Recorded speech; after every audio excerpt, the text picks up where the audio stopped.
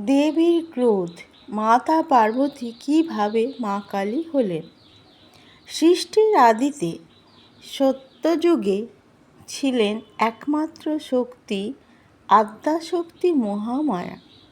সেই মহাশক্তি মানব জন্মে অবতীর্ণ হলেন পার্বতী রূপে হিমালয়ের কন্যা হিসাবে। তিনি ছিলেন শান্ত, কোমল, প্রেমময়, কিন্তু তাঁর অন্তরে লুকিয়ে ছিল অপরিসীম শক্তি, যা প্রয়োজনে ধ্বংসরূপে প্রকাশিত হতে পারে। অসুরদের অত্যাচার। এক সময় পৃথিবী জুড়ে ছড়িয়ে পড়ল অন্ধকার। অসুর শুম্ভ ও নিশুম্ভ দেবতাদের স্বর্গ থেকে উৎখাত করল। দেবতারা হারালেন তাদের ঐশ্বর্য, তাদের দীপ্তি ম্লান হয়ে গেল। বিপর্যস্ত দেবতারা ছুটে গেলেন কৈলাসে প্রার্থনা করতে মহাদেব ও পার্বতীর কাছে। দেবরাজ ইন্দ্র বললেন, মা, আপনিই তো আদ্যাশক্তি, আপনার সাহায্য ছাড়া আমরা কিছুই নই। দয়া করুন মাতা, পৃথিবীকে উদ্ধার করুন। পার্বতী কোমল হাসি দিয়ে বললেন, যদি আমার ভেতরের শক্তি দরকার হয়, তবে সে প্রকাশ পাবে সময় মতো। দেবীর অন্তস্থ শক্তির উদ্ভাস। মাতা পার্বতী কৈলাসে মানস সরোবরে স্নান করতে গেলেন। জলের আয়নায় নিজের প্রতিবিম্ব দেখার মুহূর্তে তাঁর দেহ থেকে হঠাৎ এক প্রখর আলো নির্গত হলো। সেই আলো থেকে জন্ম নিলেন দেবী কৌশিকী, এক কালো বর্ণের উজ্জ্বল, ভয়ঙ্কর সুন্দর রূপবতী। এই দেবী কৌশিকী পরবর্তীকালে রূপান্তরিত হলেন মা দেবী দুর্গা রূপে। পার্বতী মৃদু হাসি তখন যেন আগুনের মতো গর্জে উঠল। এই আমার শক্তি, এই আমার প্রকৃত সত্তা। অসুরদের প্রতি উত্তর। শুম্ভ ও নিশুম্ভ শুনল যে এক সুন্দরী দেবী দেবলোক দখল করেছে। তারা অহংকার ভরে দূত পাঠালো, তুমি আমাদের রানী হও, না হলে যুদ্ধ করো আমাদের সাথে। দেবী দুর্গা হেসে বললেন, আমাকে জয় করতে হলে আগে যুদ্ধক্ষেত্রে প্রমাণ দিতে হবে তোমাদের। তারপর শুরু হলো ভয়ঙ্কর যুদ্ধ। অসুর সেনা দিগন্ত জোড়া আর দেবী রূপ চামুণ্ডা, ব্রাহ্মী, বৈষ্ণবী, ইন্দ্রাণী, কার্তিকী, এরা সকলেই দেবীর নিজস্ব শক্তির প্রকাশ। রক্তবীজের আবির্ভাব। শুম্ভ ও নিশুম্ভ ও তার সমস্ত অসুর পরাজিত হলে তারপরে এলো এক ভয়ঙ্কর দানব রক্তবীজ। তাকে যতবার আঘাত করা যায়, তার প্রতিটি রক্তবিন্দু থেকে জন্ম নেয় নতুন অসুর রক্তবীজ। হিন্দু পুরাণের মতে এই রক্তবীজ অসুর ছিল এক শক্তিশালী অসুর, যে শুম্ভ ও নিশুম্ভের সেনাপতি ছিল। সেই অসুর রক্তবীজ শিবের তপস্যা করে তাঁর কাছ থেকে বর পেয়েছিল যে তাঁর শরীর থেকে এক ফোঁটা রক্ত যদি মাটিতে পড়লে সেই স্থান থেকে একই রকম হাজার হাজার নতুন রক্তবীজ অসুর জন্ম নেবে। দেবতারা তখন হতবাক হয়ে যায়। দেবীও বুঝলেন এভাবে চলবে না।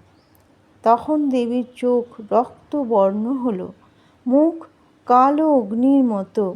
দেবী নিজেই নিজের অন্তর থেকে এক নতুন রূপ সৃষ্টি করলেন। ভয়ঙ্কর, নগ্ন, বিশাল কেশ রাশি উন্মুক্ত, গলায় করালো মুন্ডমালা। তিনিই হলেন মা কালী।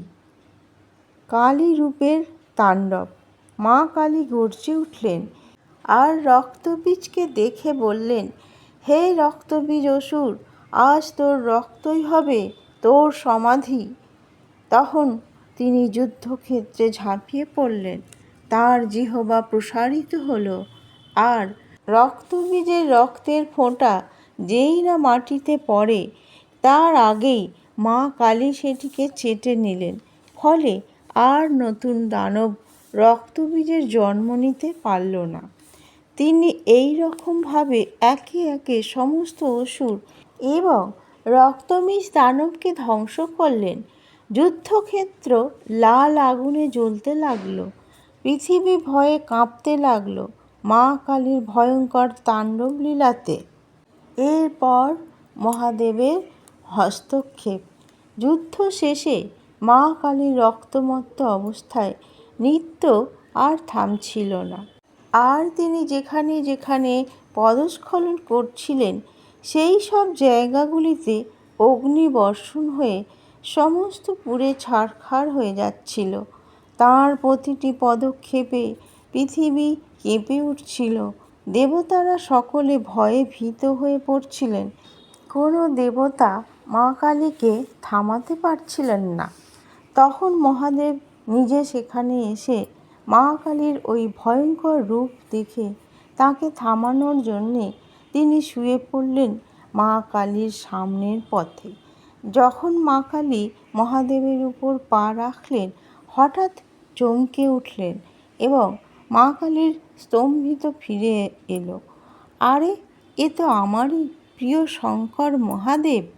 তখন মা কালীর রাগ ক্রোধ মুহূর্তের মধ্যেই প্রশমিত হয়ে গেল। মায়ের চোখে জলের ঝিলিক, জিহ্বা বাইরে, আর সেই ভঙ্গিমায় হয়ে গেল মা কালীর পৃথিবী বিখ্যাত প্রসিদ্ধ স্বরূপ মূর্তি। শক্তির উপলব্ধি।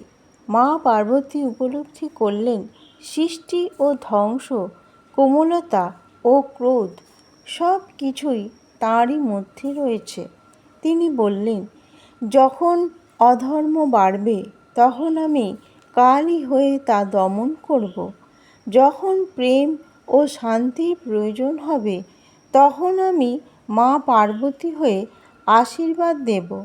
তারপরে দেবরাজ ইন্দ্র সহ সমস্ত দেবতারা নত শিরে প্রণাম করলেন মা তাকে। স্বর্গে ধ্বনিত হলো, জয় মা কালী, জয় মা পার্বতী। এইভাবে দেবী পার্বতী রূপান্তরিত হলেন মহাকালীতে। অধর্ম বিনাশের জন্যে, ধর্ম প্রতিষ্ঠার জন্যে তাঁর এই সকল দ্বৈত রূপ শেখায় প্রেম ও ভক্তি, ক্রোধ, সৃষ্টি ও ধ্বংস সবই একই শক্তির দুই দিক। আর সেই শক্তি আমাদের মা আদ্যাশক্তি, মা কালী।